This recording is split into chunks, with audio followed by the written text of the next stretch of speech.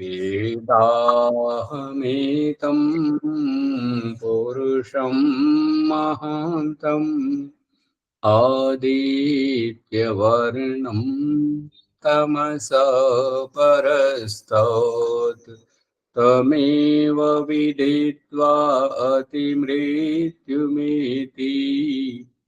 नान्यः पन्था विद्यते येनाय नान्यः पन्था विद्यते येनाय ఓం శాంతి శాంతి శాంతి. ఈ యొక్క ఉపనిషత్తు జ్ఞానంగా అధ్యాత్మ సత్సంగానికి వచ్చేసినటువంటి వారందరికీ నమస్తే, స్వాగతం, సుస్వాగతం.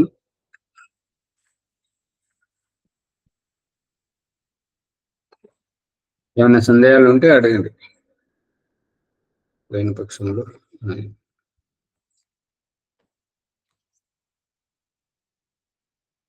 బృహదారణ్యకోపనిషత్తు 3వ అధ్యాయము 9వ బ్రాహ్మణం.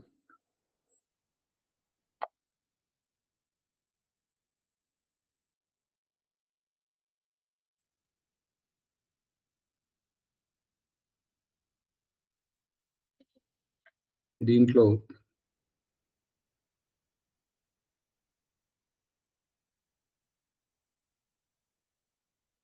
దిశల గురించి తెలుసుకోవడం జరుగుతుంది.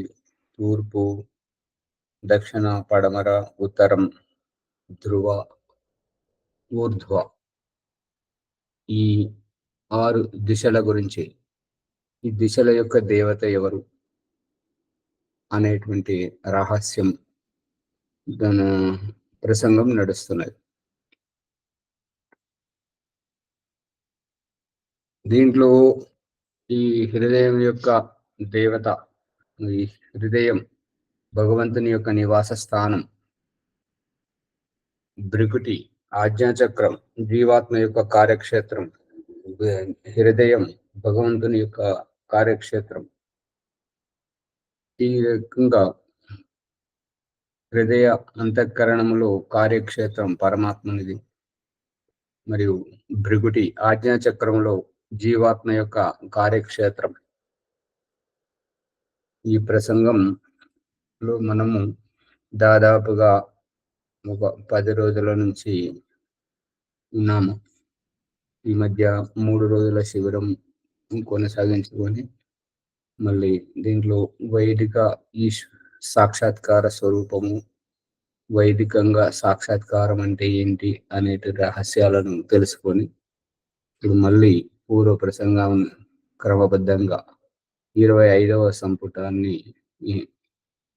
24వది చూడండి. మొదట 24 తర్వాత 25. 24 ఏమంటుందంటే, కిం దేవత అస్యాం ధ్రువాయాం దిశి ఇది అగ్నిదేవత. సో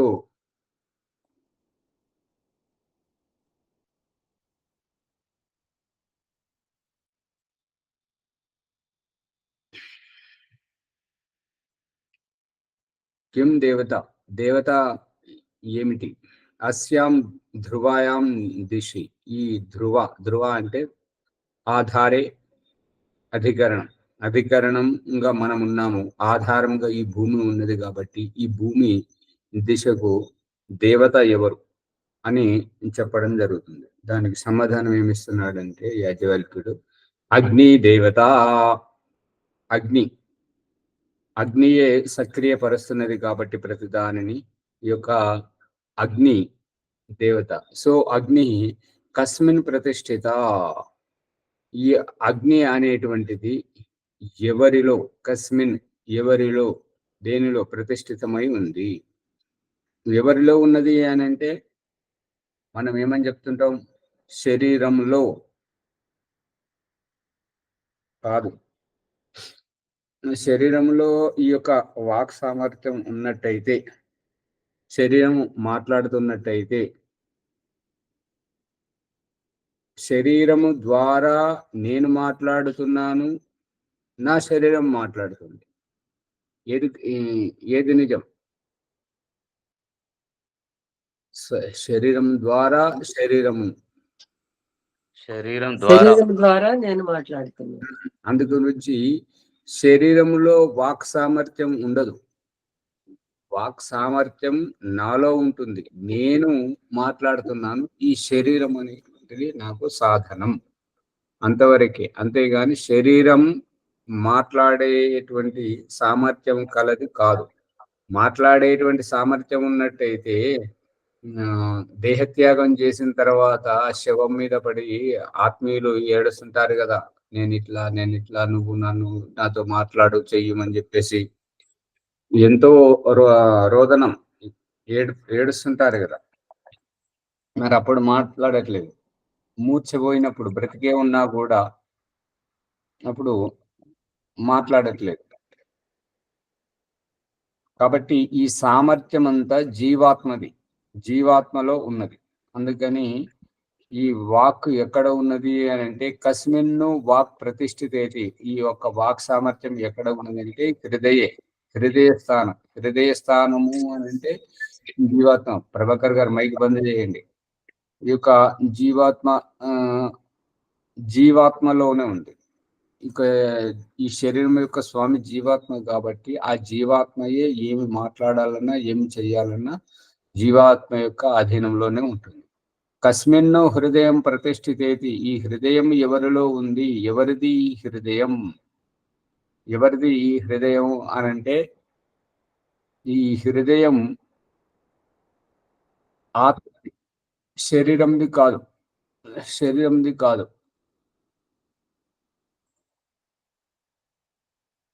మున్ముందు ప్రకరణంలో అథర్వవేదంలో చెప్తున్నది ఏంటంటే హృదయాలు 2 ఉన్నవి. ఒక హృదయం ఉదరము పైన వక్షస్థలము మధ్యలో కంఠం క్రింద ఒకటి. ఈ హృదయాన్ని లక్షించి గుర్తించడానికి మెడలో వేసుకున్న మాలల యొక్క మణిబంధం ఇక్కడే వేలాడుతూ ఉంటుంది. భీష్మ పితామహుడు కూడా తన మెడలో వేసుకున్నటువంటి మణిని ఇక్కడ వేలాడదీస్తుంటాడు. కాబట్టి శ్రీకృష్ణుడు చెప్తుంటాడు, ఏ అర్జున్, అక్కడ ఇక్కడ కాదు, అతని మణి ఉంది కదా వక్షస్థలంలో, అక్కడ కొట్టు అని చెప్తాడు. మొట్టమొదటి బాణం అక్కడ కొట్టిస్తాడు. ఆ తర్వాత ఇక అతడు నిశ్చేష్టుడైపోతుంటాడు అనమాట.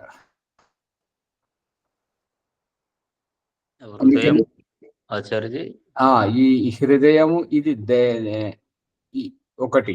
ఇంకొక హృదయం ఏంటంటే మస్తిష్కాద్ ఊర్ధ్వ, మస్తిష్కము పైన ఈ బ్రహ్మరంధ్రములో ఉంటుంటది. ఆ బ్రహ్మరంధ్రంలో భగవంతుడు ఉంటాడు, నివాస స్థానం.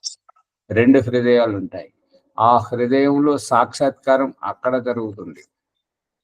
అందుకని ఈ హృదయం అనేటువంటిది దాదాపుగా ఈ కంటికి కనపడేటువంటి ఈ స్థూల రూపమైనటువంటిది కాదు.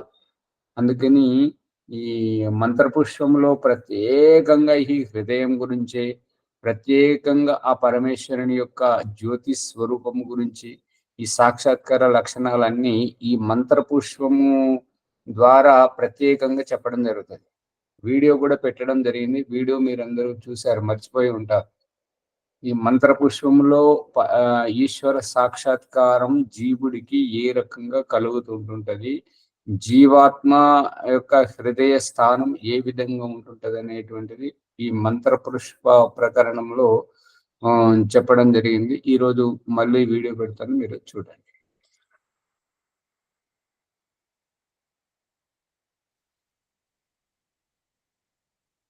ఒకటి భౌతిక హృదయము, 2 ఆధ్యాత్మిక హృదయం అనొచ్చా ఆచార్యజీ? ఆధ్యాత్మికం అనేది కాదు. ఏంటంటే ఒకటి జీవాత్మ గురించి, ఇంకొకటి పరమాత్మ గురించి. అవి కంటికి కనిపించని హృదయాలు. కంటికి కనపడవని కాదు, కనిపిస్తవి. ఇప్పుడు మస్తిష్కంలో బ్రహ్మరంధ్రంలో ఎక్కడ పరమాత్మ నివాస స్థానము అనేటువంటిది ఈ యొక్క గ్రూప్ లో చిత్రం పెట్టడం జరిగింది. ఆ మస్తిష్కంలో ఉండేటువంటి ఆనవాళ్లతోటే ఈ బయట వీరు రాళ్లను చెక్కడం, విగ్రహాలను తయారు చేయడం అనేటువంటిది వీరు ఆవిష్కరించుకున్నారు. అదే ఇది ఎక్కడికెళ్ళి వచ్చిందని చూస్తుంటే మస్తిష్కంలో అక్కడ జీ పరమాత్మ నివాస స్థానం ఎక్కడైతే మస్తిష్కంలో బ్రహ్మరంధ్రంలో ఉన్నదో అక్కడ ఈ లక్షణాలన్నీ కనిపిస్తున్నాయి. అక్కడ ఉన్నటువంటి ప్రతి స్వరూపమే ఈ శిల్పాలు చెక్కడం, విగ్రహ రూపం అనేటువంటి. అంటే మస్తిష్కంలో అక్కడ కనబడ్డ రూపం మరి భగవంతుడు నిరాకార స్వరూపుడు కదా, మరి అతడికి రూపం ఎక్కడిది అని అంటే మస్తిష్కంలో ఇప్పుడు ఏంటంటే ఈ ఇల్లు ఇంటికి వాడబడేటువంటి బెందడి, కట్రవుతూ ఆ ఇటుకలు, సిమెంటు, సున్నము వేరు, ఇంట్లో ఉండే యజమాని వేరు, ఇల్లు తత్వము వేరు. ఈ మూడు వేరు వేరా ఒకటేనా? వేరు వేరే ఆచార్య. వేరు వేరు. కాబట్టి హృదయము అనేటువంటిది ఈ యొక్క ఇల్లు వంటిది. ఆ హృదయం యొక్క అవయవాలు అక్కడ మస్తిష్కంలో ఏవైతే చూపించడం జరిగిందో అదే లక్షణాలు ఇక్కడ వీళ్ళు ఎవరైతే భగవంతుణ్ణి దైహికంగా అంటే దేహరూపకంగా చూడాలని అనుకుంటున్నారో అటువంటి వారు ఈ దృశ్య రూపముగా ఆవిష్కరించడానికి మూలం ఆ మస్తిష్కంలో హృదయం యొక్క అవయవాలు. అక్కడ ఉన్నటువంటి ఆ స్వరూపాన్ని ఈ విగ్రహం రాయిగా, శిల్పముగా చెక్కడం జరిగింది. ఇవాళ మళ్ళీ చూపిస్తాను, ఇంకొకసారి చూడండి ప్రకరణానుసారంగా. అదే మస్తిష్కంలో దేనికి దానికి విడిగా కదా ఆచార్యజీ. అదే అందుకని ఇప్పుడు మా భగవంతుడు చూపిస్తున్నాడు కదా, ఇల్లు వేరు, ఇంటి సామాగ్రి వేరు, ఇంట్లో ఉండే యజమాని వేరు. ప్రభాకర్ గారు పట్టుకుంటున్నారా లేదా?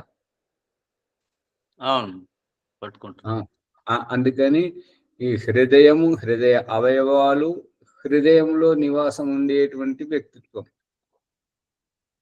ఇవి మూడు వేరు వేరు. దేహము ఇంద్రియాలకు మళ్ళీ హృదయము మన శీర్షస్థానంలో ఉన్నటువంటి ఒక్కొక్క విడివిడి భాగాలు కనపడుతున్నాయి కదండి. పెద్ద మెదడు, చిన్న మెదడు అని అవన్నీ కదా దేహ భాగాలు. ఇదే మస్తిష్కంలో.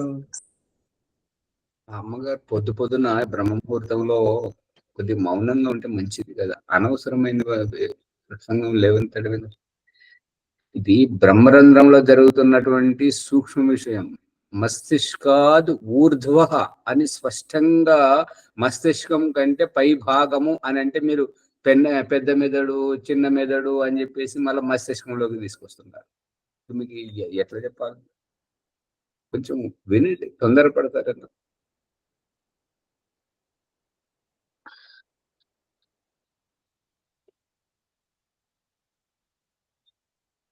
ఇరవై 25వ ప్రకరణం చూడండి.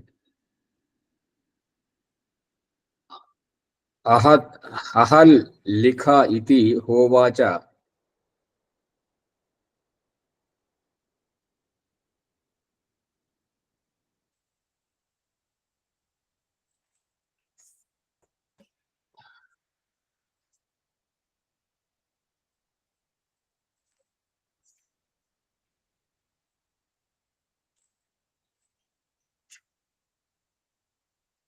ఈ యొక్క మస్తిష్కంలో ఉండేటువంటి వాటిని గురించి చెప్తున్నప్పుడు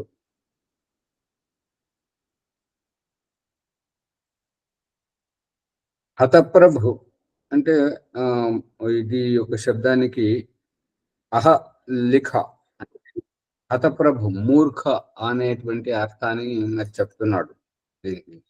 ఈ యొక్క సంబోధనం చేసి ఏమంటున్నాడంటే, హా ఉవాచ యాజవల్కుడు ఏమన్నాడంటే, ఎక్కడైతే ఈ యొక్క హృదయాన్ని అన్యత్ర ఇంకొక చోట అన్యస్థానములో అస్మద్ మనము ఆత్మతో యుక్తము ఉన్నట్టుగా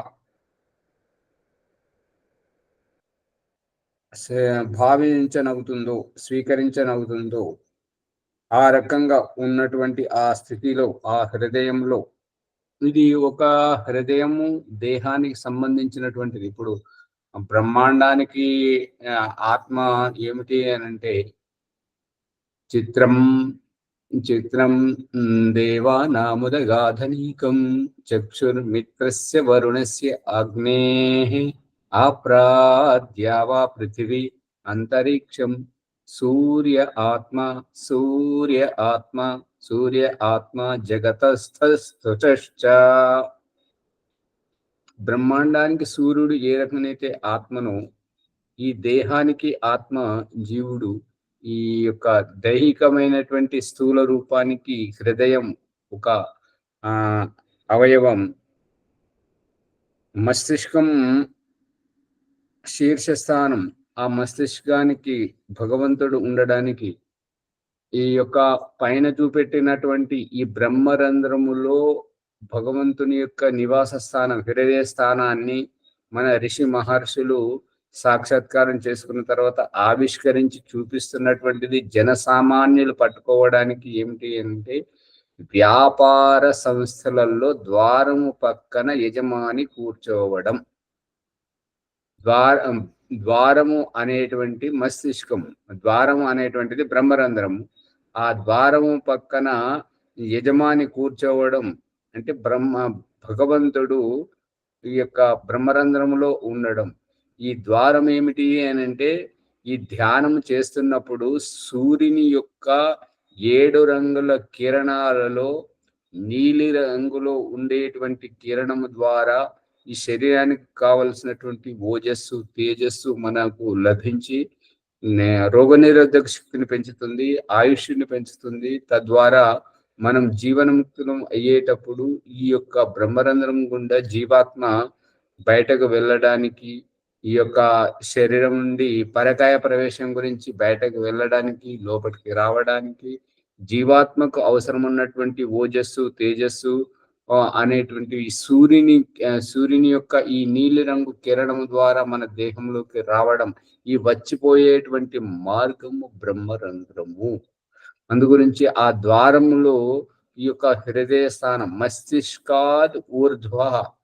మస్తిష్కం అంటే మస్తిష్కాత్ పంచమి భక్తి, మస్తిష్కం కంటే ఊర్ధ్వ పై స్థానములో బ్రహ్మరంధ్రములో అని చెప్పబడుతుంది. ఈ యొక్క అమ్మగారు చెప్తున్నటువంటి పెద్ద మెదడు, చిన్న మెదడు అనేటువంటివి ఈ మస్తిష్క స్థానం. ఈ మస్తిష్కాద్ ఊర్ధ్వ, ఈ బ్రహ్మరంధ్రములో భగవంతుడు ఎక్కడున్నాడు అంటే ఈ మస్తిష్కం కంటే పై దశలో. వ్యాపార సంస్థలలో యజమాని ఈ యొక్క కౌంటర్ పెట్టుకొని కూర్చుంటారు, గల్లపెట్టె పెట్టుకొని కూర్చుంటారు. ఎక్కడ కూర్చుంటాడు అంటే ద్వారము దగ్గరే, వచ్చిపోయే వారి దగ్గర. వారు వీరిని కలుసుకుంటూ పోవాలి, వీరి దగ్గర నుంచి వస్తూ పోతూ ఉండాలి. ఇది ఆవిష్కరించి చూపిస్తున్నటువంటి దృష్టాంతం. కాబట్టి ఈ హృదయం శరీరంలో ప్రతిష్ఠితం కాకుండా శరీరములో విద్యమానమై ఉండకుండా శరీరము కాకుండా ఉండేటువంటిది ఉంటది. అటువంటిది హృదయం. అంటే శరీరము అంటే ఈ మొండెము అని మనం భావిస్తుంటాం. ఇప్పుడు ఈ శరీరానికి అవయవమైనటువంటి ఈ యొక్క మస్తిష్కం, తల భాగం. ఈ తలలో మస్తిష్కానికంటే పై స్థితిలో ఉంటుంటది. కాబట్టి ఈ శరీరం అంటే అస్థిపంజరము, నరాలు, రక్త మాంసాలకు అతిరిక్తంగా ఉండేటువంటిది. భగవంతుడు ఈ యొక్క శీర్షాసనం వేసేటువంటి వాళ్ళు అత్యంత బుద్ధిహీనులుగా ఉంటుంటారనమాట. ఈ ఆసనాలలో అత్యంత నికృష్టమైనటువంటి యోగా సాధనకు ఉపయోగపడినటువంటిది శీర్షాసనం. కారణం ఏమిటంటే భగవంతుడు ఈ యొక్క గుండెను ఛాతిలో పెట్టేసి రక్త ప్రసరణను పైనుంచి కిందికి ప్రసరింపజేస్తూ కాళ్ళ వైపు ఎక్కువగా రక్తాన్ని ప్రసరింపజేస్తున్నాడు. మస్తిష్కం వైపుకు ఎంత తక్కువ ఉంటే అంత ఆరోగ్యకరంగా ఉంటుంది. ఈ శీర్షాసనం వేసేవారు తలక్రిందులుగా ఉండడం వల్ల ఏంటంటే రక్తము అనేటువంటిది మస్తిష్కం వైపుకు ఎక్కువగా ప్రసారణ జరిగి వారికి బుద్ధి అనేటువంటిది వికసితం కాదు, అంతంత మాత్రముగానే ఉంటుంటది. అందు గురించి ఈ యోగ ఋషులు మునులు అనేటువంటి వారంతా కూర్చుండి కనిపిస్తారే తప్ప ఈ శీర్షాసనం వేసేటువంటి వారు కాదు. శీర్షాసనం వేసేటువంటి వారు ఎవరు అంటే మిడిమిడి జ్ఞానం కలిగినటువంటి వారు, సమాధి అవగాహన లేనటువంటి వారు. కాబట్టి భగవంతుడు మస్తిష్కానికి తక్కువలో తక్కువ రక్తం వెళ్ళాలి, దాంతో అది ఆరోగ్యకరంగా ఉంటుంటది, ఎక్కువ అవసరం లేదు. అందు గురించి ఈ యొక్క రక్తాన్ని కిందికి ప్రవహింపజేస్తున్నాడు ఎక్కువ శాతం. అందుకే ఈ యొక్క ఒక్కొక్కసారి ఎవరికైతే ఈ యొక్క కాలేయం దెబ్బతింటుంటుందో సరిగా పని చేయదు, ఆ పని చేయనప్పుడు ఏంటంటే రక్తానికి బదులుగా నీరు కిందికి దిగుతుంటది. నీరు దిగినప్పుడు కాళ్ళకు వాపులు వస్తుంటుంటాయి. వాపులు వచ్చినప్పుడు దాని ఏం చెప్తుంటారంటే వేడి నీళ్లు సేవించడం, కొద్దిగా కాళ్ళ కింద ఎత్తు పెట్టుకొని కూర్చోవడం, కాళ్ళు ఎత్తు ప్రదేశంలో పెట్టడం, కిందికి వేలాడదీయకుండా. మన భారతీయ సంస్కృతిలో ఈ కాళ్ళు వేలాడదీసుకుతూ కూర్చున్నాడు, కాళ్ళు వేలాడదీస్తున్నారంటే వీడికి చావు దగ్గరికి వచ్చిందని చెప్పేసి. అందుకే పెద్దలు వాళ్ళు ఏమంటారంటే అరే కాళ్ళను ఊపకరా అంటుంటారు. దాని అంత రహస్యం తెలియదు, ఆ రహస్యం ఇదనమాట. ఎందుకంటే కాళ్ళు వేలాడదీస్తున్నారు అంటే ఇక అది వారికి మంచిది కాదు. మనం ఇట్లా కూర్చుండడం, భూమి మీద కూర్చుండడమే. ఈ కాళ్ళు వేలాడ తీసుకొని కూర్చున్నటువంటి పద్ధతి వచ్చిన తర్వాత ఆయుష్ తగ్గిపోయింది. దాదాపు 390 ఆ పైన జీవించేటువంటి మనిషి జీవితం నెమ్మదిగా ఎప్పుడెప్పుడైతే అందలం ఎక్కి కాళ్ళను వేలాడదీయడం జరుగుతుందో ఆయుష్ తగ్గుకుంటూ వస్తున్నది. దీనికి ఆయుష్ తగ్గడంలో ఇది కూడా ఒక కారణం. అందుకే మన భారతీయ సంస్కృతిలో పద్మాసనం, సిద్ధాసనం వేసుకొని ఈ కింద కూర్చోవడం ఉన్నది. కింద కూర్చున్నప్పుడు రక్త ప్రసరణ అంత మంచిగా ప్రసరణ జరుగుతూ ఉంటుంటది. ఈ వేలాడదీసినప్పుడు బలవంతంగా హృదయం నుంచి రక్తమును లాగడం జరుగుతుంటది. అందువల్ల ఈ యొక్క వేలాడ తీయడం అనేటువంటిది సరైనటువంటిది కాదు. అంటే ఇక్కడ లాభంలో శీర్షాసనం గురించి ఒకటి చెప్తున్నా స్వామి. ఇక్కడ రాసింది ఏమంటే ఈ ఆసనము అన్ని ఆసనములకు రాజు వంటిది. దీని వల్ల మస్తిష్కమునకు శుద్ధ రక్తము లభించగలదు. కన్నులు, చెవులు, ముక్కు, మున్నగు వానికి ఆరోగ్యం లభించగలదు. పిట్యూటరీ మరియు సీనియల్ గ్రంథులకు ఆరోగ్యం ఉనర్చి మస్తిష్కము సక్రియం ఉనర్చును. శృతి, మేధ, ధారణ శక్తులు వికాసం నొందునని రాసిరు స్వామి. దీంట్లో అది అజ్ఞానంతో కూడుకున్నటువంటిది. భగవంతుడు చెప్తున్నటువంటిది ఏంటంటే తల కింద మెడ కింద ఈ ఛాతి భాగంలో గుండెను ఇట్లా కొట్టుకోజేయడం, రక్తాన్ని చేస్తున్నప్పుడు రక్తం పైకి ఎక్కువ పోతుందా, కిందికి ఎక్కువ పోతుందా? మాంసాన్ని కోసి చూడండి, మస్తిష్కాన్ని కోసి చూడండి. మస్తిష్కము రక్తము తక్కువగా ఉండడం ద్వారా తెల్లగా కనిపిస్తుంటది. ఈ మాంసము రక్తంతో నిండి ఉన్నటువంటిది రక్తంతో తయారవుతుంటది కాబట్టి ఎర్రగా ఉంటుంటది. దీన్ని బట్టి ఆ రాసినటువంటి వ్యక్తి ఎటువంటి ఆలోచన పరుడో అది ఆలోచించండి.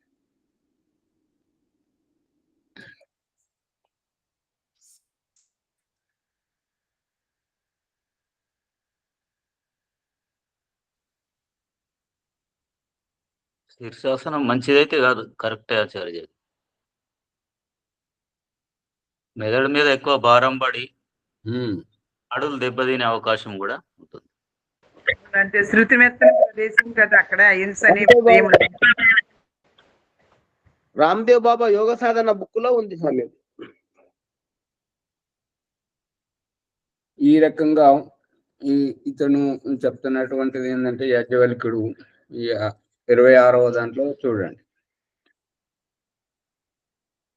కస్మిన్ను త్వం చ ఆత్మ చ ప్రతిష్ఠితౌ స్థ ఇతి ప్రాణ ఇతి. కస్మిన్ను ప్రాణ ప్రతిష్ఠిత ఇత్యపాన ఇది.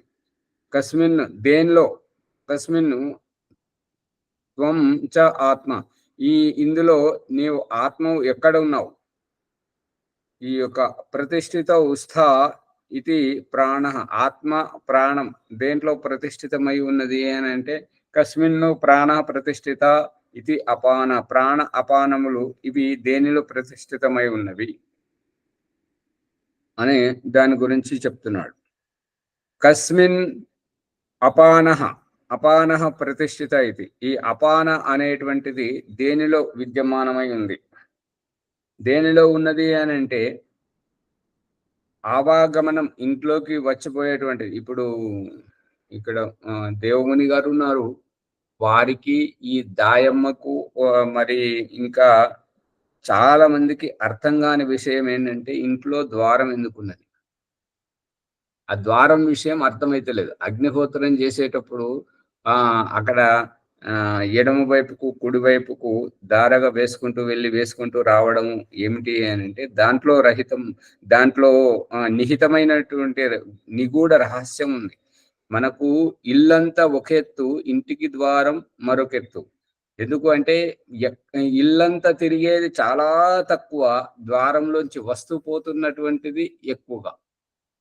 ఇది మరి ఓం ప్రకాష్కి అయితే ఇలా అనుభవం అవుతుంది. మరి మీరు ఎలా చేస్తుంటారు? అంతే కదా ఆచార్యజీ, ఇల్లంతా ఎప్పుడు అవసరమైనప్పుడు తిరుగుతాం, కానీ ద్వారంలో ప్రతిదానికి లోపలికి రావటం, బయటికి వెళ్ళటం, బయట నుండి లోపలికి రావటం. ఆ ద్వారం అనే చూస్తున్నారు, కానీ అక్కడ ఇంకొక రహస్యం ఉన్నది. ఏంటంటే భగవంతుడు ఇల్లంతా అప్పుడప్పుడే ఎప్పుడో ఒకసారి తిరిగిపించిన ద్వారంలో మాత్రం ఎప్పటికీ మనకు కాళ్ళాడిస్తూ తిరిగిపిస్తున్నాడు అంటే అక్కడ ఏదో ఏదో రహస్యం ఉంది. ఆ రహస్యాన్ని నువ్వు పట్టుకోవాలని చెప్పేసి మనల్ని ఆ ద్వారంలో తిప్పుతున్నాడు.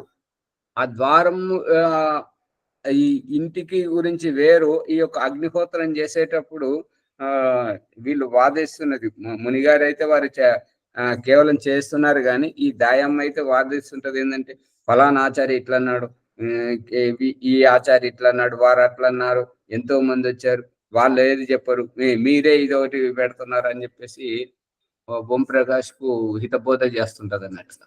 ఏంది అని అంటే రావాలి, మోక్షానికి పోయిన తర్వాత మళ్ళీ మనం వెనుకకెందుకు రావాలి, మనం చనిపోయిన తర్వాత మళ్ళీ ఎలా పుడతాం అనేటువంటి, అంటే వారికి ఆవాగమన సిద్ధాంతం అవగాహన లేదు కాబట్టి వారు అలా మాట్లాడుతున్నారు. దయానంద సార్ ఎవరెవరైతే ఆచార్యులు వారికి చెప్పారో మరి వారి గురించి అయితే అనాల్సి వస్తున్నది ఏంటంటే దయానంద సరస్వతి రాసి పెట్టినటువంటిది ఈ యొక్క సంస్కార విధిలో ఈ రహస్యం అంతా మరి వారు చదివారంటే చదివి ఉండొచ్చు, కాకపోతే వారికి అవగాహన లేదు, మరి ఆ రకంగా ఆలోచించలేదు. దయానంద సరస్వతి చెప్పినటువంటి దృష్టికోణంతో వేద మంత్ర ప్రమాణాలతోటి చెప్తున్నాడు. అందుగురించి అగ్నిహోత్రంలో ఆఘారవాద్య భాగాహుతి ఏ విధమో ఇంటికి ద్వారం ఆ విధం. అక్కడ చాలా లోతైనటువంటి నిగూఢమైనటువంటి రహస్యం ఉంది. అందు గురించి దాన్ని సమయం దొరికినప్పుడు విద్వాంసులతోటి అందరితోటి చర్చించండి. ఇప్పుడు ఏ కొత్త ప్రకరణం ప్రారంభించినా కూడా ఆగారవాద్య భాగాహుతి దగ్గరికి రావాల్సి వస్తుంది పదే పదే. మరి ఇంట్లోకి ఏ పని తోటి లోపలికి వెళ్ళినా మరి బయటకు వచ్చినా కూడా ద్వారం గుండానే రావడం ఎందుకు? ఇంటి విషయానికి వస్తే ఏంటంటే ఇంటికి ద్వారము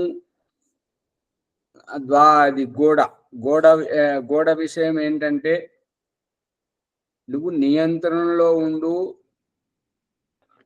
అనేటువంటి చెప్పేటువంటిది ఒక పద్ధతి ప్రకారం, ఒక వ్యవస్థగా, ఒక నియంత్రణలో ఉండమని చెప్పేసి చెప్పేటువంటిదే గోడ. ఈ ద్వారంలోంటి వచ్చిపోయేటువంటిది ఏంటంటే ఏదైనా సహజంగా స్వీకరించడం, ప్రేమ భావం, ఆప్యాయత, విశాల దృష్టికోణం, ఇది నీది అది నాది అనేది కాదు, దేనినైనా స్వీకరించాలి, పరిస్థితిలో ఒదిగిపోవాలని చెప్పేటువంటిది ద్వారం. ఇక గోడ ఏమని చెప్తుందంటే నియంత్రణలో ఉండు. ఈ నియంత్రణలో ఉండకపోతే నువ్వు వికృతం అవుతుంటావు. కాబట్టి నీ వ్యవస్థను ఒక క్రమ పద్ధతిలో ఉండాలి అని అంటే ఈ గోడలోంచి నువ్వు పోవడానికి వీల్లేదు అంటారు. ఇక ఎవరైతే ఈ యోగ సాధన చేసేటువంటి సాధువులు కానివ్వండి, ఇంకా ఎవరైతే ఈర్ష్యా ద్వేషాలతోటి ఉంటుంటారో వాళ్ళు ఈ గోడలోంచి పోవడానికి ప్రయత్నం చేస్తున్నారు. గోడలోంచి పోవడం ఏమిటి అని అంటే అక్కడ దారి లేకున్నా ఆ దారి ఉన్నట్టుగా భావించుకోవడం, భ్రమపడడం వారి వ్యవహారం. ఈ భగవంతుడు చూపిస్తున్నటువంటిది ఏంటంటే అందరికీ ద్వారం, అందరికీ అవకాశం ఇస్తుంటది. కాబట్టి దాన్ని విశాల దృష్టికోణంతో స్వీకరించేటువంటి భావం, స్వీకార భావం, ఎదురు చెప్పనటువంటి విశాల దృష్టికోణం. ఈ గోడ ఏంటంటే నేను నాది, నేను నాది, నువ్వేంటి అనేటువంటి ప్రత్యేకతతోటి కట్టుబాట్లు పెట్టేటువంటిది గోడ నియంత్రిస్తుంటది అన్నమాట. వాళ్ళు ఏమంటుంటారని అంటే ఈ ప్రేమ మన వీళ్ళు గోడలోంచి పోయేటువంటి ప్రయత్నం ఏంటంటే ఈర్ష్యతోటి సంబంధాలు తెగిపోతాయి, అసూయతోటి వ్యక్తిత్వం దూరం అయిపోతుంటది. కానీ వాళ్ళు అది మాత్రమే పెట్టుకుంటుంటారు. వాళ్ళకు నేర్పించింది ఏంటంటే ఈ ప్రేమ ద్వారా అనురాగం పెరుగుతుంటుంటది, దాంతో ఇంకా దుఃఖమే దుఃఖం పెరుగుతుంటుంటది. అందు గురించి ఎవరిని ప్రేమించొద్దు. ప్రేమించడం అంటే ఈ శారీరక ఆకర్షణ ప్రేమ కాదు. ప్రేమ అంటే సహృదయత. మళ్ళీ తల్లి కుమారుని ఎట్లా అమ్మగారు ఎంతో ఉన్నది మీకు చెప్పాలని, మాట్లాడాలని ఎంతో ఉంది, కానీ అది సాధనం సహకరించట్లేదు. కొద్దిగా విషయం అంతా ముందుకు వచ్చే వరకు కొద్దిగా ఓపికగా ఉండండి. ఈ సహృదయత, విశాల దృష్టికోణం, పిల్లలు మంచి భావాలతో వచ్చినా లేదంటే చెడు భావాలతోటి వాళ్ళకు హాని చేసుకున్నా ఏదైనా కూడా తల్లి తండ్రి దూరం ఉండి సాక్షిభూతంగా వాళ్ళని ఏ రకమైతే గమనిస్తూ ఉంటారో భగవంతుడు కూడా ఈ యొక్క యోగ సాధన చేసేటువంటి వారిని, యోగ సాధన నేర్చుకుంటున్నటువంటి వారిని, ఈ యొక్క యోగ సమాధిలో ఉండి సాక్షాత్కారం పొందుతున్నటువంటి వారిని అందరినీ ఆ భగవంతుడు చూస్తున్నాడు. ఇక ఈ మిడిమిడి జ్ఞానంతో ఆరంభ దశలో ఉన్నటువంటి వాళ్ళు అన్ని కట్టుబాట్లు పెట్టుకుంటారనమాట. ఇంకో ఇది వ్రతం, ఇంకో నేను ఇప్పుడు మౌనంగా ఉంటాను, నేను ఇప్పుడు కొంతమంది అయితే బోర్డులే పెట్టుకుంటారు. ఈ బోర్డు పెట్టుకోవడం ఇప్పుడు మాట్లాడరాదు, ఈ సమయంలో కలవరాదు, ఈ సమయంలో ఇది భోజన ఇవంత నియమాల్లో ఏ వ్యక్తి అయితే ఉంటాడో ఆ వ్యక్తి జీవితం కుంటుబడిపోతుంటది, వ్యక్తిత్వ వికాసం జరగట్లేదు. తనను తాను ఒక యాంత్రికమైనటువంటి వ్యవహారంలో అతను నిర్మాణం చేసుకుంటున్నాడు. ఆ యాంత్రికము ఎటువైపు తీసుకెళ్తుంది అంటే మనల్ని శుద్ధ చైతన్య స్వరూపం వైపు కాకుండా మనల్ని ఒక జడతత్వాన్ని వైపుకు తీసుకెళ్తుంటది. అందుకే నియమాలు పెట్టుకోవడం, ఆరంభమైతే నియమాలతోటే ఉండాలి, తర్వాత నియమాలను అన్నింటినీ తీసేసి సహజంగా ఒదగాలి. అర్థమవుతుందా? ఇప్పుడు భగవంతుడు చూపిస్తున్నటువంటిది ఏంటంటే శుక్లపక్షం, కృష్ణపక్షం మరియు ఈ సూర్యోదయం, సూర్యాస్తమయం ఇది నియమం తప్పకుండా జరగాలి.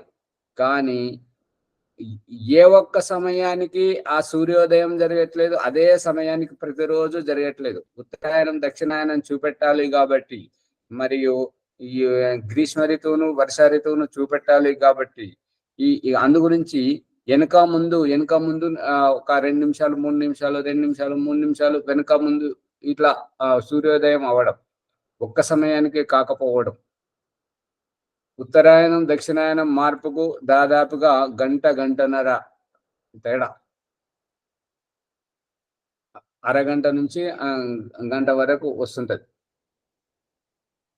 ఇది గ్రీష్మ ఋతువులో సూర్యాస్తమై చీకటి పడేటువంటిది దాదాపు 7 అవుతుంటది.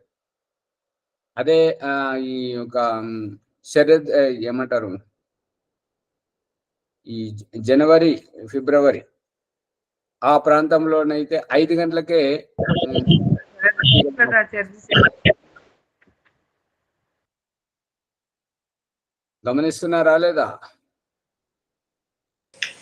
అవును ఆచార్య, తేడా ఉంటుంది. అది మళ్ళీ ఈ ఋతువులు వస్తున్నప్పుడు దక్షిణాయనంలో దినము పెరుగుతుంటది, రాత్రి తగ్గుతుంటది. ఉత్తరాయణంలో దినము తగ్గుతుంటది, అది ఉత్తరాయణంలో దినము పెరుగుతుంటది, రాత్రి తగ్గుతుంటది. అంటే ఉదయించి అస్తమించే వేళలే మార్పు గాని ఉదయం సూర్యోదయం సూర్యాస్తమయం మాత్రం అవుతుంది అనేది. సూర్యోదయం సూర్యాస్తమయం అవుతుంది అనేది ఇది సత్యం, దాంట్లో తిరుగులేదు. శుక్లపక్షం కృష్ణపక్షం మాసాలు ఇవి జరుగుతున్నాయి అనేది అది సత్యం, దాంట్లో తిరుగులేదు. కాకపోతే ఒకే సమయానికి కొన్ని నిమిషాలు తేడా ఒక అర్ధ గంట లోపలనే జరుగుతుంది, కానీ అంతకంటే ఎక్కువ జరుగుతలేదు స్వామి. అట్లా ఇప్పుడు అర్ధ గంట అంటే చూడండి, ఇప్పుడు జూన్ అది జూన్ లో చీకటి ఎప్పుడు అవుతుంటది? 7:30కు 7:15 అట్లా వస్తుంది చీకటిగా. అదే డిసెంబరు జనవరి ఈ ప్రాంతంలో చీకటి ఎప్పుడవుతుంది? 5 అవుతున్న ప్రాంతంలోనే చీకటి మసగగా చలిగా పెడుతుండడం. ఈ కార్తీక మాసంలో కూడా 5:30కి పొద్దుగూలిపోద్దండి సూర్యాస్తమయం. అదే మరి అంతా. కాబట్టి తెల్లవారాలంటే 6:15 అట్లా అవుతుంది. అందు గురించి ఈ యొక్క సూర్యోదయ సమయానికి అగ్నిహోత్రం చేసేటువంటి వారు ఏంటంటే అరగంట వెనక ముందు అవుతుంటారు.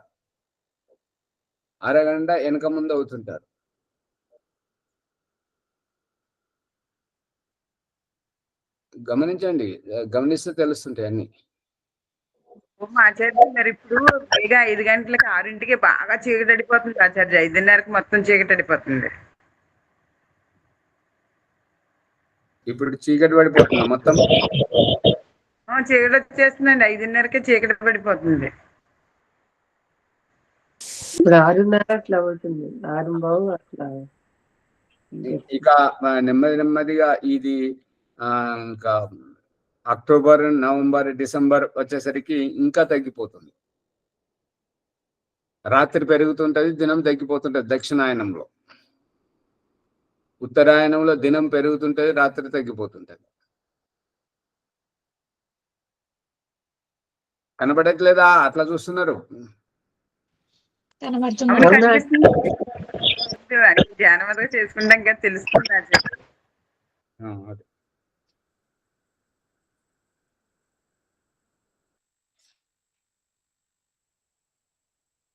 దేంట్లో ప్రాణము ఉన్నది, దేంట్లో అపానము ఉన్నది అని అంటే, ప్రాణము దేంట్లో ఉండదు, అపానము దేంట్లో ఉండదు.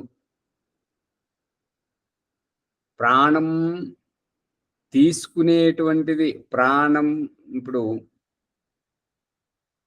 ఏ వాహనం నడుస్తుంటది, అది నడుస్తుంటది అంటే ఏ వాహనం నడవదు.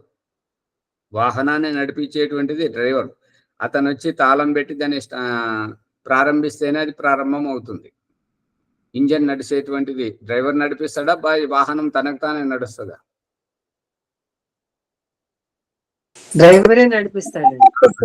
నడిపించడం. ఈ శ్వాస తీసుకునేది ఎవరు? దేహం తీసుకుంటుందా, ఆత్మ తీసుకుంటుందా? ఆత్మనే ఆత్మ తీసుకుంటుంది. ఆత్మ తీసుకోవాలి స్వామి. ఆత్మకు శరీరమే లేదు, ఆత్మకు ఈ యొక్క శ్వాస అవసరం ఏమిటి? ఇక్కడ ఏంటంటే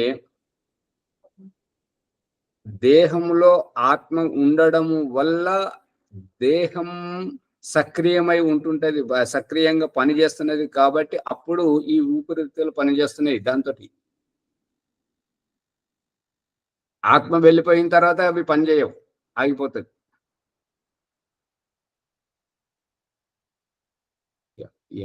ఆత్మకు శ్వాస అవసరం లేదు, కానీ దేహ సంయోగంలో ఉన్నప్పుడు దేహానికి కావాలి.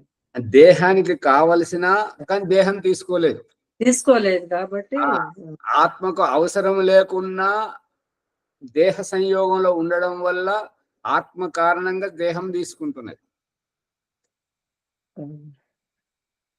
ప్రభాకర్ గారు పట్టుకుంటున్నారా లేదా? అవును. అందుకని ఈ యొక్క ఆ శ్వాస ఆత్మ తీసుకోవట్లేదు. ఇప్పుడు డ్రైవర్ వచ్చాడు, కూర్చోండి ఆ తాళం చేయబెట్టి దాన్ని ప్రారంభించాడు. ప్రారంభిస్తేనే అది వాహనము నడుస్తున్నది, ఇంజన్ నడుస్తున్నది. ఇంజన్ నడుస్తున్నప్పుడు ఆ వాహనంలో ఇంజన్ ముందే ఉంది. ఆ ఇంజన్ కు తాను నడవడం, తాను నడిస్తేనే గమ్యానికి యాత్రికులు పోతుంటారు. కానీ డ్రైవర్ వచ్చి నడిపించే వరకు ఆ వాహనం నడవదు. ఆ డీజిల్ ట్యాంకులో డీజిల్ ఉంది కానీ తాళం పెట్టి చాలు చేసినప్పుడే డీజిల్ సప్లై అవుతుంది. అదే అది ఆత్మ శరీరానికి అందిస్తుంది, ఈ చెవిలో ఉంది, శరీరానికి అందిస్తుంది. జీవాత్మ శరీరంతో సంబంధం ఏర్పరచుకున్నప్పుడే శరీరం సక్రియంగా పనిచేస్తుంటుంటది. ఈ యొక్క సంబంధం ఇక చనిపోయినప్పుడు శరీరం నుండి ఆత్మ వేరైన తర్వాత శరీరంలో ఊపిరితిత్తులు ఉంటాయి, సామర్థ్యం ఉంటది, కానీ శరీరం ఊపిరి తీసుకోలేదు. జీవాత్మ వల్లనే ఇవన్నీ జరుగుతున్నాయి. అదే మళ్ళీ ఈ తుమ్మడము, తుమ్మేటువంటిది, దగ్గేటువంటిది, ఈ యొక్క అపానవాయు వదిలేటువంటిది ఎవరు వదులుతున్నారు? ఎవరు తుమ్ముతున్నారు? ఎవరు దగ్గుతున్నారు? ఆత్మ. శరీరం దేహము ద్వారానే ఆత్మని. మైకులు బంద్ చేయండి, మాట్లాడేవారు మాత్రం మైక్ ఆన్ లో పెట్టుకుంటే మంచిగా స్పష్టంగా వస్తుంటది. శరీర వికారాలను వదిలింపజేసేది ఆత్మ. తాను వదులుకుంటున్నది. తాను సుఖంగా ఉండాలి అని అంటే ఎక్కడెక్కడైతే అవరోధాలు ఉంటాయో వాటిని సరి చేసుకుంటున్నది. ఇదంతా ఆత్మ ప్రమేయం వల్ల దేహంలో జరుగుతున్నటువంటి మార్పులు. ఇవన్నీ ఆత్మవి కావు, ఆత్మ కారణంగానే జరుగుతున్నాయి. ఈ తుమ్మేటువంటిది, దగ్గేటువంటిది, ఈ గ్యాసు, ఈ యొక్క అపానవాయువు వదలడం, మలమూత్ర విసర్జన, ఇదంతా ఆత్మ ప్రమేయంతో. కానీ ఈ వికారాలన్నీ తయారయ్యేటువంటివి దేహంలో తయారవుతున్నాయి. కానీ దేహము తాను నివృత్తి చేసుకోలేదు, ఆపూర్తి చేసుకోలేదు. జీవాత్మయే ఆపూర్తి చేసుకుంటాయి. ఇప్పుడు భగవంతుడు చూపిస్తున్నాడు కదా దృష్టాంతంతో. అమ్మ మనకు గోటి ముద్దలతోటి ఉగ్గన్నం తినిపించడం. ఇక్కడ తినిపించడం దాంట్లో, తినే దాంట్లో తేడా ఏముంది చెప్పండి? ఇక్కడ రహస్యం ఏంటంటే తినడంలో మన చెయ్యి లేస్తుంది, మన నోటికి వస్తుంది. తినిపించడంలో అమ్మ చెయ్యి వస్తుంది మన నోటి దగ్గరికి. ఏదైనా చెయ్యే కదా. ఇప్పుడు మనం తిన్నప్పుడు మన చేతిలో ముద్ద ఉంటుంది, అమ్మ తినిపిస్తున్నప్పుడు అమ్మ చేతిలో ఉగ్గన్నం ఉంటుంది. అసమర్థతలో అమ్మ తినిపిస్తుంది, సమర్థతలో నేను తింటున్నాను. సమర్థ అసమర్థ ఇక్కడ తినడం ఏంటంటే, తినడం యొక్క ఉద్దేశం ఏంటంటే నోట్లోకి అన్నం రావాలి. మనం స్వయంగా పెట్టుకుంటున్నామా, అమ్మ వచ్చి పెడుతుందా? అమ్మ తీసుకొచ్చి పెడుతుందా నోట్లో, లేదా మనం స్వయంగా పెట్టుకుంటున్నామా? నోట్లోకి అన్నం రావడం ముఖ్యం. అన్నం రావటం ముఖ్యం, ఎట్లా తినేది అనేది తర్వాత. తినిపించటం, కళ్ళు తెరవని శిశువు పాలు తాగాలన్నప్పుడు తల్లి దగ్గర పాలు లేకపోతే ఏం చేస్తుంది? డబ్బా పాలు పడుతుంది. పాలు రావడం శిశువుకు ముఖ్యం. అమ్మ స్తన్యపానమా లేదా డబ్బా పాల అన్నది శిశువుకు ముఖ్యం కాదు కదా. ఆహారం ముఖ్యం. భగవంతునితో జీవాత్మ ప్రార్థిస్తున్నది ఏంటంటే, నేను జీవించాలి అంటే నాకు ఉపయోగపడేటువంటి ఆహార పదార్థాలు స్రావాలుగా నాకు అందుబాటులో స్రవింపజేయము స్వామి. శయ్యో అభిస్రవంతు నః, నాకు అందుబాటులో స్రవింపజేయము స్వామి అని చెప్పేసి ప్రార్థన చేస్తున్నాడు. అప్పుడు భగవంతుడు సమాధానం చెప్తున్నాడు ఏంటంటే, అదిగో అమ్మ దగ్గరికి వెళ్ళి కమ్మని స్తన్యపానం చేయము. ఇప్పుడు నోట్లోకి ఆ స్రావాలు రావడం, స్తన్యపానం చేయడం, ఆ స్రావాలు రావడం, ఆహారం కడుపు నిండడం ముఖ్యమా, అది డబ్బా పాల ఇవి అమ్మ పాల అని ఎట్లా తెలుస్తుంటది? తినడం ముఖ్యము. నోట్లోకి ఆహారం రావడం, తినడం ముఖ్యం. అమ్మ తినిపిస్తుందా, నేను తింటున్నానా? ఏ రకంగా అయితే ఏంటి, మనం తినడం అనేటువంటి ప్రక్రియ జరుగుతుంది, మనకు తృప్తి అనేటువంటిది కలుగుతుంది కదా. ఓ మాచారి సహాయం ఉంటేనే కదండి, భగవంతుడు సహాయం ఉంటేనే కదా చేసేది. సహాయం అంటే ఇప్పుడు భగవంతుడు ఎందుకు వచ్చింది ఇక్కడికి?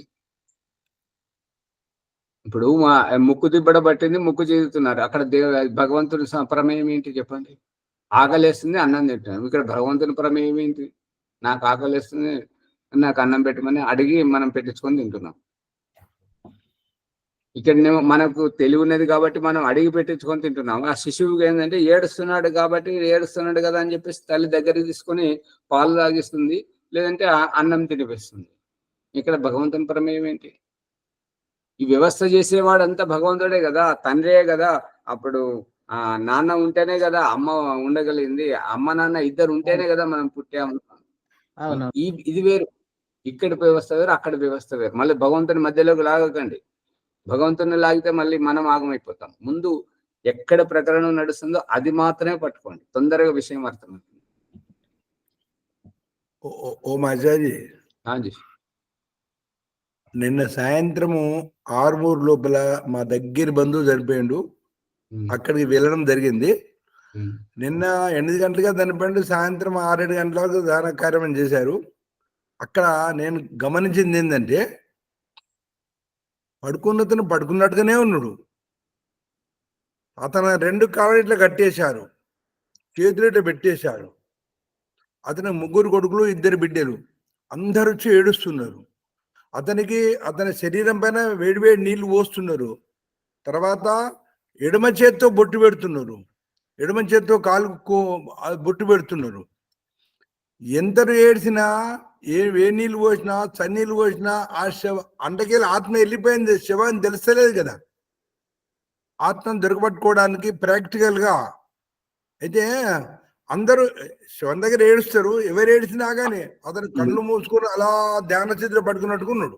ముని గారు, ఇక్కడ ప్రకరణం ఏం నడుస్తుందంటే, ప్రాణం ఎక్కడుంది, అపానం ఎక్కడుంది, ప్రాణం ఎవరి వల్ల నడుస్తుంది, అపానం ఎవరి వల్ల నడుస్తుంది, ఈ జీవాత్మ వల్ల, ఆత్మ వల్లనే నడుస్తుంది రెండు కూడా. అదే ఇక్కడ అదే ఓం ప్రకాష్ చెప్పడానికి ప్రకరణాన్ని భోజనం చేయడం అంటే, భోజనం చేయడంలో ఏం జరుగుతుందంటే కంచంలోంచి ముద్ద తీసి నోట్లో పెట్టాలి. ఇది మనం తినడం. మనకు ఈ అలవాటు కానప్పుడు అమ్మ నేర్పిస్తుంది కదా, అమ్మ నేర్పిస్తుంది చెయ్యి.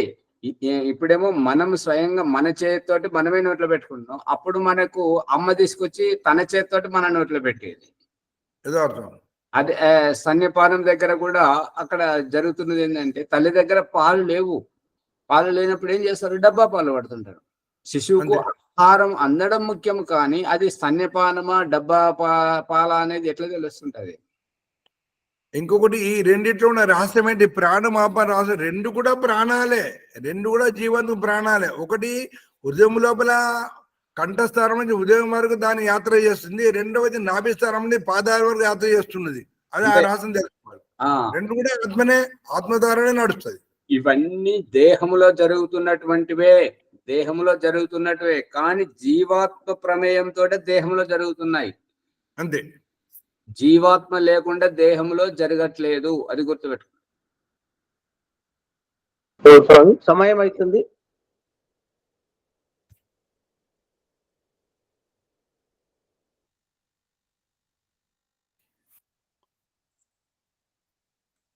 మునిజీ ఆచార్య, ఈ రోజు కూడా ఆత్మను ఏ విధంగా ఆత్మను ఏ విధంగా మనము అనుభూతి ద్వారా తెలుసుకోవాలా అనేటువంటి భావనతోటి ప్రాణము అపానము పంచ ప్రాణాలు ఉన్నాయి. పంచ ప్రాణం విశేషంగా ఈ రెండు ప్రాణాలను అన్ని ప్రాణాలు కూడా ఆత్మ ద్వారానే సంసిద్ధం చేయబడతాయి, ఆత్మ ద్వారా సక్రియం చేయబడతాయి. కాబట్టి ప్రాణాల ద్వారా ఆత్మను ఏ విధంగా మనము గమనించాలనే భావనతోటి చక్క ప్రకరణ. నేను రాత్రి 11:30 అయిపోయింది వచ్చే వరకు, ఈ గబగబలేసి స్నానం చేసుకొని ఆఖరికైనా రావాలనే భావనతో పరిగెత్తుకొని వచ్చేసిన. ఓకే, ధన్యవాదములు. అనంతరం ఈరోజు అదే సంధ్యోపాసన ఎవరు పెట్టమ్మా ఈరోజు? పుష్పమ్మ గారు. ఓం. అమ్మ జయించండి అమ్మ. ఓం. అదే ఒక సూచన ఏంటంటే అర్థమును పూర్తిగా వదిలేస్తున్నారు. వదిలేస్తే అనభ్యాసే విషయం విద్య. ఇక అభ్యాసం చేయకపోతే అది మర్చిపోయినట్టు అవుతుంటది. కాబట్టి మొత్తం సంధ్యోపాసన చెప్పకపోయినా ఒక్కొక్క ప్రకరణానికి చెప్తే గుర్తుండిపోతుంటది, మర్చిపోకుండా. అందరికి తెలియాలి కదా. ఈరోజు మొత్తం అంటే ప్రకరణం లోపల ఒక అంశాన్ని, అంతే కదా. అదే ఇప్పుడు ఇదేంటంటే శన్నోదేవి ఆచమన మంత్రం గాని, శన్నోదేవి రభిష్ట మంత్రం గాని, అంగస్పర్శ గాని, మార్జన మంత్ర ప్రకరణం గాని, అది ప్రాణాయామ మంత్రాలు గాని, మన ఆకమర్షణ, మనస పరిక్రమ, ఉపస్థాన, ఏదైనా ఒక ప్రకరణం తీసుకుని చెప్పాలి. రోజు ఒక్కొక్కరు వేరే వేరే విషయం చెప్తుంటే మొత్తం కవర్ అయిపోతుంది. అవును, అట్లా రోజు వారం మొత్తం అర్థాలతో చదవాలనుకున్నాను. మంచి. నమస్తే అమ్మా. ఈ ఎపిసోడ్ లైక్ చేయండి, షేర్ చేయండి, సబ్స్క్రైబ్ చేయండి. పక్కన ఉన్న గంట సింబల్ గట్టిగా నొక్కండి. ఒకసారి 2 సార్లు నాని ప్రార్థన. అథ వేదిక సంధ్య బ్రహ్మయచనం. ఓం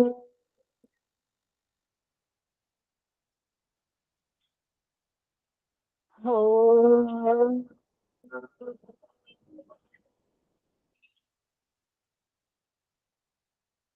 ఓం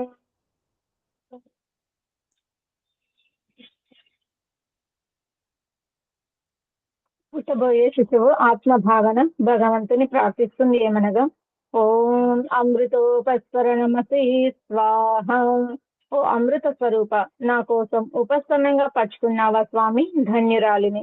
ఓం అమృతాపిధానమసి స్వాహ. ఓ అమృత స్వరూప, నా ఆత్మరక్షణకై ఆకాశ దుప్పటివై ఆవరించావా స్వామి, ధన్యురాలిని. ఓం సత్యం యశః శ్రీర్మైశ్రైః శ్రేయతాం స్వాహ. ఓ పరమేశ్వర, సత్యం, యశస్సు, ధనైశ్వర్యాలు మరియు బుద్ధి నన్ను ఆశ్రయించి నాలో ఉండునుగాక. గర్భంలో ఊపిరితో పాటు శిశువు యొక్క ఆకలి దప్పికలు అమ్మ చూసుకునేలా చేశావు స్వామి. ఇప్పుడు గర్భం నుండి బయటకు వచ్చాక అమ్మతో కలిసిన ఆ పేగు బంధాన్ని సైతం తెంచనైనందున. శిశు అభ్యర్థన, ఆచమన మంత్రం. ఓం శన్నో దేవీరభిష్టయా ఆపో భవంతు పీతయే శంయోరభిస్రవంతు నః. ఓ దివ్య స్వరూప, ఇష్టపూర్వకంగా సేవించే యోగ్య జలస్రావములను నాకు అందుబాటులో స్రవింపజేయము స్వామి. అప్పుడు ఈశ్వరవాచ, తథాస్తు. అదిగో అమ్మ దగ్గరికి వెళ్ళి కమ్మని స్తన్యపానం చేయుము. అప్పుడు జీవాత్మ, ఓ పరమేశ్వర, నాకు తల్లిదండ్రి మరియు ఆత్మీయుల సాన్నిధ్యపు పునర్జన్మను ప్రసాదించుము స్వామి. అప్పుడు ఈశ్వరుడు వాచ, తథాస్తు. స్వర్గసుఖాన్ని ఏవగించి అసంతృప్తితో పోతున్నావు. ఆ జరామరణ అసంతృప్తి దుఃఖ జన్మలలో ఒంటరిగా ఉండలేవు. కాబట్టి ఈ ఇంద్రియాల కాలక్షేపం నీకు ఊరట కల్పించును గాక. అత ఇంద్రియ స్పర్శ మంత్రములు. ఇంద్రియ స్పర్శముల అక్రియ ధ్యానం. ఈ అక్రియ ధ్యానం అంటే ఏదైనా పని మీద కోరిక కలిగి చేయడం, ఆ పని చేసిన తర్వాత సంతృప్తి చెందడం. ఓం వాక్ వాక్, ఏదైనా మాట్లాడాలి, చెప్పాలని మాట్లాడే వరకు, చెప్పే వరకు అసంతృప్తి. మాట్లాడిన తర్వాత, చెప్పిన తర్వాత ఒక సంతృప్తికర ప్రశాంతత. అలాగే ఏదైనా పదార్థం చూడగానే తినాలి, తాగాలి అనే కోరిక. తిన్న తర్వాత సంతృప్తి చెందడం. ఓం ప్రాణ ప్రాణ, పీల్చుకున్న శ్వాసను వదలడం. అలాగే వదిలిన శ్వాసను పీల్చాలని, పీల్చుకున్న తర్వాత సంతృప్తి చెందడం. ఓం చక్షు చక్షు, ఇదేంటి అదేంటి, ఇందులో ఏముంది అందులో ఏముందని ప్రతిదీ చూడాలని అసంతృప్తి జీవితం. చూసిన తర్వాత సంతృప్తి చెందడం. ఓం శ్రోత్రం ఇది అది, ఏదో వినాలని తాపత్రయం. విన్న తర్వాత ఒక సంతృప్తి, ఒక తృప్తి. ఓం నాభిర్మే చిత్త. ప్రారబ్ధ బుద్ధి జన్మకు భౌతికంగా నన్నొక వైపు దిగజారుస్తుంటే మరొక వైపు ఈ మానవ జన్మలో పూజ, జపం, ఉపాసన, ధ్యానం అనే సందర్భాల పేరుతో పూజారి ఆచార్యుల ద్వారా నన్ను మెప్పించి నీ చెంతకు రప్పించుకోవడం చూస్తే మాటలు రావట్లేదు స్వామి. ఓం హృదయం. ఓ జగదీశ్వర, నీవు మా హృదయాలలోనే ఉంటూ మేము ఏదైనా తప్పులు చేస్తే భయంగాను, మంచి పనులు చేస్తే ప్రోత్సాహకంగాను ఇలా హెచ్చరిస్తూ ప్రేరణ కల్పిస్తావు స్వామి. ధన్యురాలిని. ఓం కంఠః. మణిహారం వలె అలంకృత 2 కంఠ ఎముకల మధ్యస్థానం అన్నపానీయ స్రావముల ఆవాగమన మరియు భావ వ్యక్తీకరణ అవయవ సాధనాన్ని తెలుసుకోవడం. ఓం శిరః. ప్రారబ్ధాన్ని తెలుసుకొని ప్రారబ్ధ శుద్ధి కొరకు ప్రయత్నం చేయడం. ఓం బాహుభ్యాం యశోబలం. బాహుమే బలమింద్రియం, యజుర్వేదంలోనిది.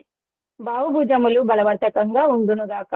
ఓం కరతల కర పృష్ఠే మోదాహ ప్రమోద అంగుళీరంగాని మిత్రం మే సహ, యజుర్వేదంలోనిది. హస్తం మే కర్మ వీర్యం, యజుర్వేదంలోనిది.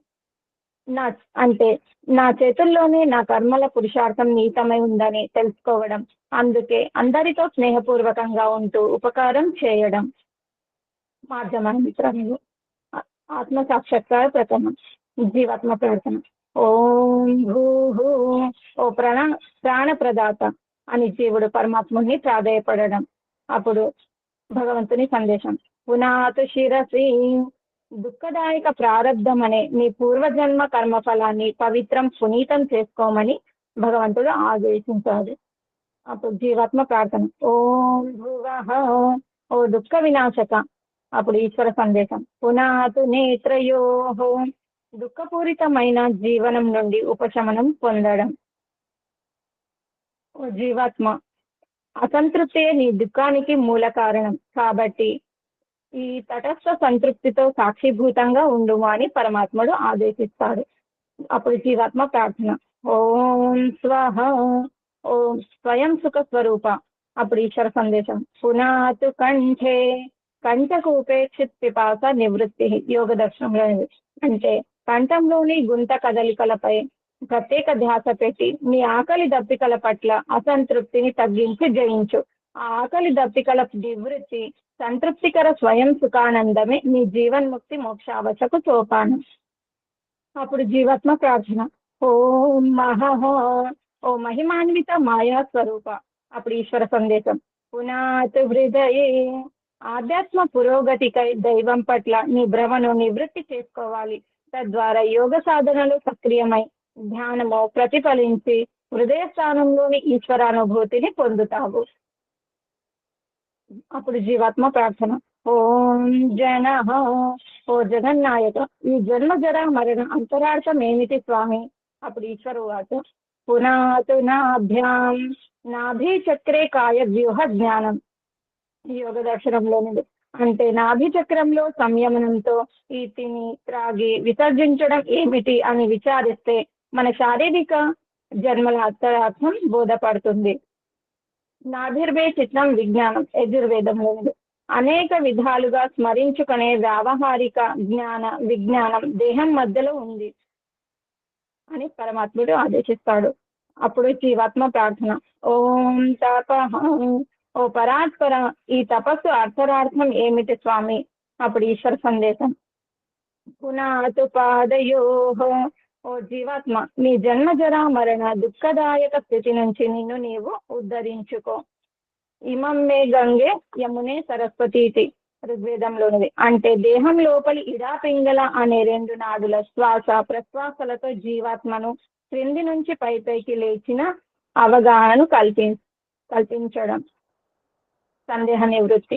సందేహం. పాదయోహో అంటే పాదముల వద్దన నివృత్తి కాదు. జంగాభ్యాం పద్భ్యాం ధర్మో అస్మి విసిరాజ ప్రతిష్ఠిత, యజుర్వేదంలోనిది. అంటే పాద తొంటముకల మధ్యలో నేను అనే దేహి జీవాత్మను ఉన్నాను కాబట్టి నన్ను ఊర్ధ్వ స్థాయికి రమ్మంటున్నాడు పరమాత్ముడు అనే రహస్యాన్ని తెలుసుకొని జీవితంలో ముందుకు అడుగులు వేయడం. అప్పుడు జీవాత్మ ప్రార్థన. ఓం సత్యం. ఓ అవినాశి అయిన సత్య స్వరూప. అప్పుడు ఈశ్వరు వాచ. పునాతు పునఃశిరసి. ఓ జీవాత్మ, పవిత్ర భావనతో మరోసారి మళ్ళీ శిరస్సు యందు అనుభవంతో తెలుసుకుంటే ధన్యము అవుతావు. అప్పుడు జీవాత్మ ప్రార్థన. ఓం ఖం బ్రహ్మ, ఓ సర్వవ్యాపక ఈశ్వర సందేశం. పునాతు సర్వత్ర, ఈ సంకుచిత శారీరక పింజరం నుంచి అధిగమించి ఆకాశం వలె అంతటా వ్యాపించి ఉన్న ఈశ్వరానుభూతిని పొందుతావు అని ఈశ్వరుడు ఆదేశిస్తాడు. అష్టచక్రముల ప్రమాణం. అష్టచక్ర నవద్వార దేవానం పూరయోధ్య తస్యాం హిరణ్యే కోశే స్వర్గో జ్యోతిషావృత. అథర్వణ వేదంలోనిదే. అంటే 8 చక్రాలు, 9 రంధ్రాలు, ఇంద్రియాల అయోధ్యాపురము ఉన్నది. అందులో స్వర్గమని స్వర్ణమయ ఆవాసం ప్రకాశ జ్యోతితో ఆవరించి ఉంది. 7 అంతస్తుల అంతర్యాత. ప్రాణాయామ మంత్రములు. ఓం భూః, ప్రాణధారణ జీవం పోసుకోవడం. ఓం భువః, త్యాగ భావంతో దుఃఖ విముక్తి పొందడం. ఓం స్వః, అనాసక్త ఆత్మ సుఖ స్వరూపావస్థ. ఓం మహః, పరధ్యాన తన్మయత్వ పరమాత్మ భావం. ఓం జనః, అమృతస్య నాభి. అథర్వణ వేదంలోనిది. అంటే ప్రసవంలో శిశువు తెచ్చుకున్న పేగుబంధం వలె ఆ పరమాత్మతో ఈ ఆధ్యాత్మిక సాధక జీవాత్మకు గల అవినాభావ సంబంధం అని ఈ నాభి యొక్క అభిప్రాయం. ఓం తపః, దేహం క్రింది వైపు నుండి కనబడని ఆత్మను పైకి పొగను వ్యావహారికంగా చూపడం. ఓం సత్యం, సత్యం జ్ఞానం, అనంతం బ్రహ్మ. తైత్తిరీయోపనిషత్తు. జ్ఞానం సత్యం, బ్రహ్మ అనంతం. శరీరరహిత ముక్త జీవాత్మ బ్రహ్మలో ఉంటుంది. ఆ ముక్తాత్మకు ప్రాపంచిక సుఖదుఖముల స్పర్శ సంపర్క అభావంలో ఆనందమగ్నమే ఉండును. ఈ విధంగా శుద్ధ మనస్సుతో పాటు పంచేంద్రియాలు, ప్రాణం జీవితంతో ఉంటాయి. మరియు బుద్ధి అంటే ప్రారబ్ధం పరిష్కరింపబడిన ఆత్మ నిర్మలము స్థిరచిత్తముతో ఉంటుంది. దీనినే పరమగతి అనగా మోక్షం అందురు. ఇది మొదటి ప్రకరణం. ఈ మొదటి ప్రకరణంలో సఫలం చెందిన వారు మోక్షాన్ని పొందుతారు. సఫలం కాని వారు ఈసారి ఎలాగైనా సఫలం కావాలని దృఢ సంకల్పించుటకే ఈ అఘమర్షణ మంత్ర ప్రకరణం. అఘమర్షణం అంటే సృష్టికర్త పరమాత్మ సర్వవ్యాపకుడు, న్యాయకారి, సర్వత్రా సర్వదా జీవులందరి కర్మలను ప్రత్యక్షంగా చూస్తున్నాడని, పాపము వైపు ఆత్మ మరియు మనస్సును ఎన్నటికీ పోనీయకూడదని, అంతేగాక ఎప్పుడు ధర్మయుక్త కర్మములను చేస్తూ ఉండాలి అని అఘమర్షణ మంత్రములు. ఓం మృతంచ సత్యం చాభిద్ధా తపసోధ్యజాయత తతో రాత్రజాయత తతః సముద్రో అర్ణవః సముద్రాదర్ణవాదధి సంవత్సరో అజాయత అహోరాత్రాణి విదధద్విశ్వస్యమితతో వసి సూర్యాచంద్రమసౌద్ధాతా యథా పూర్వమకల్పయత్ దివం చ పృథివీం చాంతరిక్షమథో స్వః. ఓం శన్నో దేవీరభిష్టయా ఆపో భవంతు పీతయే సంయోరభిస్రవంతు నః. మనసా పరిక్రమ మంత్రాలు.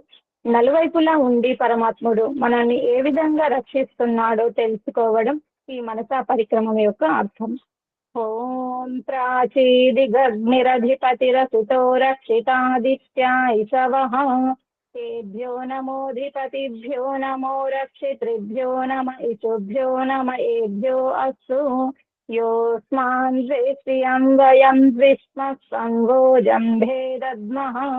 ఈ తూర్పు దిశలో అగ్ని రూపంలో ఆధిపత్యాన్ని వహించి కొడవలి వలె ఆదిత్య కిరణములతో అక్షున చేర్చుకుంటూ రక్షిస్తున్నావు స్వామి. దక్షిణ దిశలో ఓం దక్షిణాదిగేంద్రోధిపతి స్థిరశ్చిరాజీరక్షితరైషవః తేభ్యో నమోధిపతిభ్యో నమో రక్షితృభ్యో నమ ఇషుభ్యో నమ ఏభ్యో అస్తు యోస్మాన్ ద్వేష్ట్రియం వయం ద్విష్మః సంగోజం భేదద్మః. ఈ దక్షిణ దిశలో కూడా ఇంద్రుడి రూపంలో ఆధిపత్యాన్ని వహించి వంకర టింకర కుటీలంగా నడిచే వాటి నుంచి తల్లిదండ్రుల వలె కనిపెడుతూ రక్షిస్తున్నావు స్వామి. అత పడమర దిశలో ఓం ప్రతీచే దిగ్వరుణోధిపతి ప్రదాకు రక్షితాన్న విషవః తేభ్యో నమోధిపతిభ్యో నమో రక్షితృభ్యో నమ ఇషుభ్యో నమ ఏభ్యో అస్తు యోస్మాన్ శ్రేష్ఠియం వయం విష్మ సంగోజంభే దద్మః. ఈ పడమర దిశలో కూడా వరుణుడి రూపంలో ఆధిపత్యాన్ని వహించి ఆహార ధాన్యాలలో పొట్టతో పాకుతుండే పురుగులను ఆశ్రయింపజేసి ఈ అన్నము నిరాపద జీవనాధారమని తెలుపుతూ అన్నదాతగా రక్షిస్తున్నావు స్వామి. అత ఉత్తర దిశలో ఓం ఉదీచి దిక్సోమోధిపతి స్వజో రక్షితా శని రిషవః తేభ్యో నమోధిపతిభ్యో నమో రక్షితృభ్యో నమ ఇషుభ్యో నమ ఏభ్యో అస్తు యోస్మాన్ ద్వేష్ట్రియం వయం ద్విష్మ సంభోజంభే దద్మః. ఈ ఉత్తర దిశలో కూడా సోమం రూపంలో ఆధిపత్యాన్ని వహించి స్వయం పుట్టుకొచ్చే క్రిమి కీటకాల పట్ల విద్యుత్ మెరుపుతో పంటలను సస్యశ్యామలం చేస్తూ రక్షిస్తున్నావు స్వామి. అత క్రింది దిశలో ఓం ధ్రువాదిగ్విష్ణురధిపతి కల్మాసగ్రీవో రక్షితా వీరుధైషవః తేభ్యో నమోధిపతిభ్యో నమో రక్షితృభ్యో నమ ఇషుభ్యో నమ ఏభ్యో అస్తు యోస్మాన్ ద్వేష్ట్రియం వయం ద్విష్మ సంగోజంభే దద్మః. ఈ క్రింది దిశలో కూడా విష్ణు రూపంలో ఆధిపత్యాన్ని వహించి భూగర్భ విషవాయు కాలుష్యాన్ని వృక్షములతో నిర్వీర్యం గావిస్తూ రక్షిస్తున్నావు స్వామి.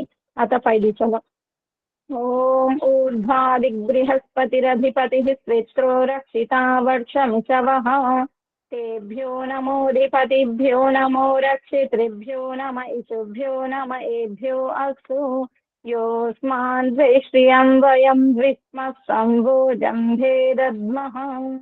ఈ పై దిశలో కూడా బృహస్పతి రూపంలో ఆధిపత్యాన్ని వహించి ఆకాశం సముద్రం నుండి జలాన్ని ఆవిరి రూపంలో మేఘాలుగా మారి పంట పొలాలను ఉపయోగపడేలా అమృత వర్షం కురిపిస్తున్నావు స్వామి. మరియు మా శరీరం పైన ఏదైనా వ్యాధి వచ్చినట్లయితే ఆ వర్షం నీటితో నయం చేసి రక్షిస్తున్నావు. ఇలా ఈ అన్ని దిశలో ఎల్లవేళలా ఉంటూ మమ్మల్ని రక్షిస్తున్న హే పరమాత్మన్ నీకు కృతజ్ఞతాపూర్వక నమస్కారములు. అత ఉపస్థాన మంత్రం ప్రకారం పరమాత్మ ఉపస్థానం అంటే మనకు అత్యంత సమీపంలో పరమాత్ముడు ఉన్నాడని మనమందరము ఆ ఉత్తమ జ్యోతి స్వరూప పరమాత్ముని తెలుసుకొని ప్రార్థించడం ఈ ఉపస్థాన మంత్రం యొక్క అర్థం. జాత వేదసే సునవామ సోమ మరాతీయతో నిదహాతి వేదః సనః పర్షదతి దుర్గాని విశ్వానావేవ సింధుం దురితాత్యగ్నిః చిత్రం దేవానాముదగాధనీకం చక్షుర్మిత్రస్య వరుణస్యాగ్నేః ఆప్రాద్యావా పృథివీ అంతరిక్షం సూర్య ఆత్మా జగతస్తస్సుషుష్ట ఉదుత్యం జాత వేదసం దేవం వహంతి కేతవః దృశే విశ్వాయ సూర్యం ఉద్వయం తమసస్పరిస్వః పశ్యంత ఉత్తరం దేవం దేవత్రా సూర్యమగన్వజ్యోతిరుత్తమం. దీనితో రెండవ ప్రకరణం పూర్తవుతుంది. ఈ రెండవ ప్రకరణంలో కూడా సఫలం చెందిన వారు మోక్షం వైపు, సఫలం చెందని వారు ఈసారి ఎలాగైనా సఫలం చెందాలని పరమాత్మని ప్రాయశ్చిత్త మంత్రంతో ప్రాధేయపడతారు. అత ప్రాయశ్చిత్త మంత్రం ఓం తచ్చక్షుర్దేవ హితం పురస్తాత్ శుక్రముచ్చరత్ పశ్యేమ శరదః శతం జీవేమ శరదః శతం శృణుయామ శరదః శతం ప్రబ్రవామ శరదః శతం అదీనాహశ్యామ శరదః శతం భూయశ్చ శరదః శతాత్. ఓం శన్నో దేవీరభిష్టయ आपो भवन्तु पीतये संयोरभिस्रवन्तु नः. ॐ भुवः स्वः तत्सवितुर्वरेण्यं भर्गो देवस्य धीमहि धियो यो नः प्रचोदयात्. हे రక్షక సచ్చిదానంద స్వరూప జగదుత్పాదక దేవ నీ దివ్యం వరేణ్యమునైన శుద్ధ విజ్ఞాన స్వరూపమును మేము నిత్యం మా హృదయమున ధ్యానింతుము. మాకు సద్బుద్ధినిచ్చి సత్కర్మములు చేయునట్లు మా బుద్ధులను ప్రేరేపింపము. అత సమర్పణ భావంతో వేడుకోవడం. ఓ పరమేశ్వర దయానిధి, మీ కృప వల్ల జపోపాసనాది కర్మములను చేస్తున్న మేము ధర్మ అర్థ కామ మరియు మోక్షముల సిద్ధిని సత్వరముగా ప్రాప్తించుకుందుముగాక. అత నమస్కార మంత్రం.